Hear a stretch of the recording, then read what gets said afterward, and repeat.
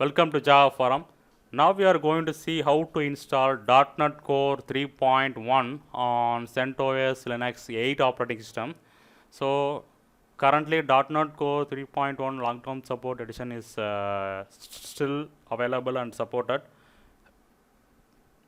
So I think it will be supported until year 2022 or 2023.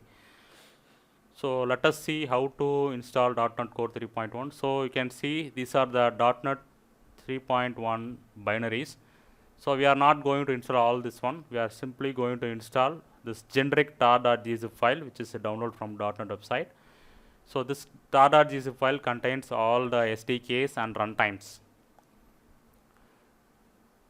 So before that, I am going to file system /opt directory. Under /opt, you can see that I already created .NET directory for installing .NET Core 2.1. So under this .NET directory, I am creating another directory called 3.1.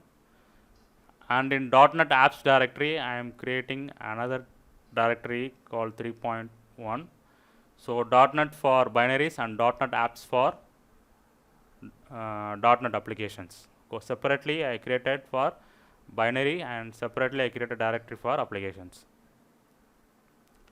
Okay, before I am installing, I need to check some of the dependent packages should be already installed, which is needed by .NET Core 3.1. So KRB file libs is already installed and libic also already installed. OpenSSL, that also already installed here. So coming to OpenSSL, OpenSSL 1.1 is higher version. We need to install this Compat OpenSSL also. So Compat OpenSSL deals with the backward compatibility between OpenSSL 1.0 and 1.1. Finally, zlib package. So zlib package also installed already. So make sure this all these four dependencies are already installed. So now let me extract the .NET Core 3.1 tar.gzip file to /opt/.NET/3.1 on CentOS Linux 8 operating system.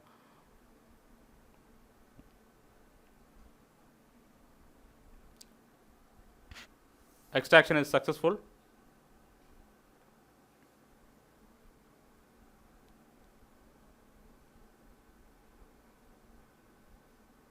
So this is the directory structure of .NET Core 3.1, so which contains SDKs and runtimes like ASP.NET Runtime and .NET Core runtimes and many other libraries and utilities, etc., etc. So you can go through the directory structure of .NET Core 3.1 whenever you have time. So it contains lot of library files used for the development. So it supports all console applications like C# console applications and ASP.NET web applications are supported, and it does not support Windows Forms or graphical related applications. Keep in mind, it supports only console and web application, ASP.NET web applications only. So .NET Core has some limitations since it is running in Linux platform. Okay, next step is I am going to modify bash profile, which is under the home directory. So I am going to append the .NET Core 3.1 installation path to path variable so that .NET Core 3.1 will be available in terminal, so I can run the applications from the terminal. Okay, so after modifying bash profiles, so I need to load the bash profile settings. So source.bash profile will load the latest settings, that is latest changes in bash profile. Next, I am started running to .NET commands. So .NET version command will give you the what is the version installed.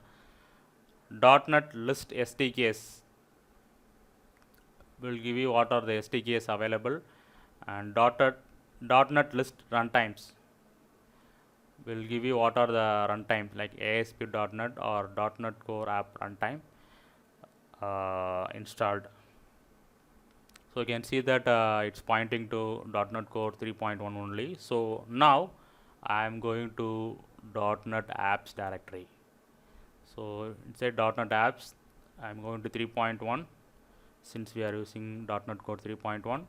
So I am going to create one simple C# console application. So this is the command .NET new console -o application name. So this will create one console application. So inside the console application, you can see some files are generated, auto generated by .NET Core 3.1.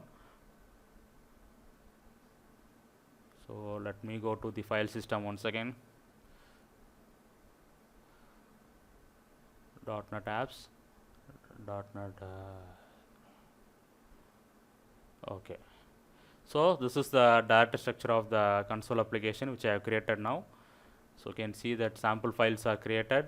So I am modifying that program.c# to print hello world.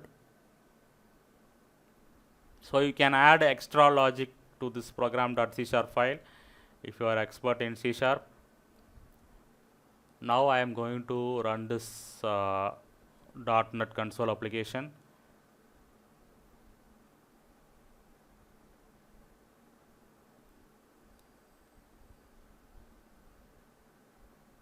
Simply type .NET run, that's it.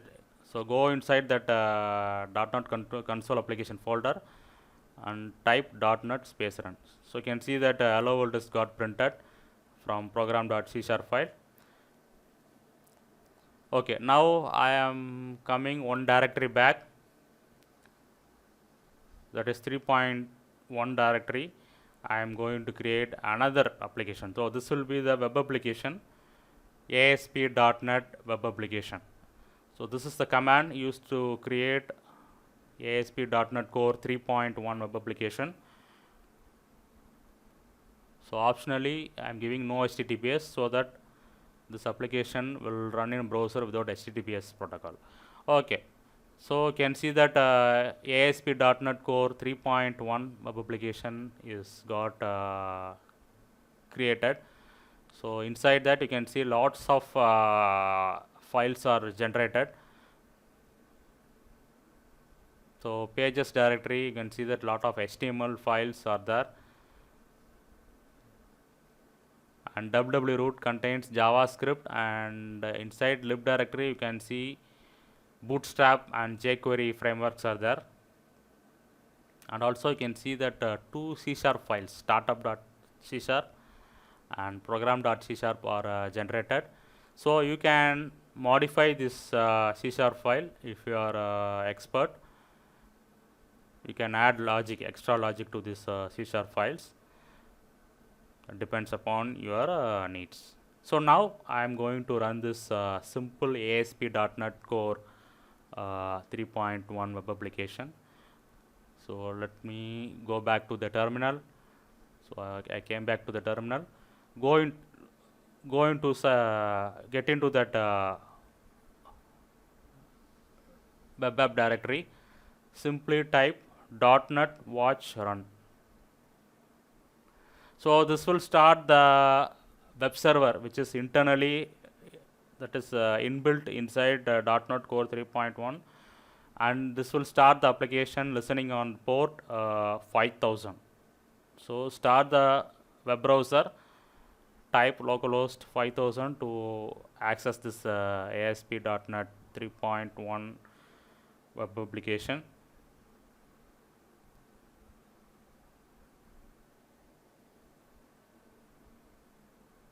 Yes, so this is the ASP.NET 3.1 sample web application. So you can modify HTML, CSS, C# files, or JavaScript frameworks, anything you want accordingly. So press Ctrl C to quit the application. So everything is fine now. So finally, I conclude that .NET Core 3.1 installation on CentOS Linux 8 operating system is successful. Make sure that you have installed the dependencies correctly, as I have shown in the first part of the video. Make sure that you have separately created a directory for binaries and separate directory for applications.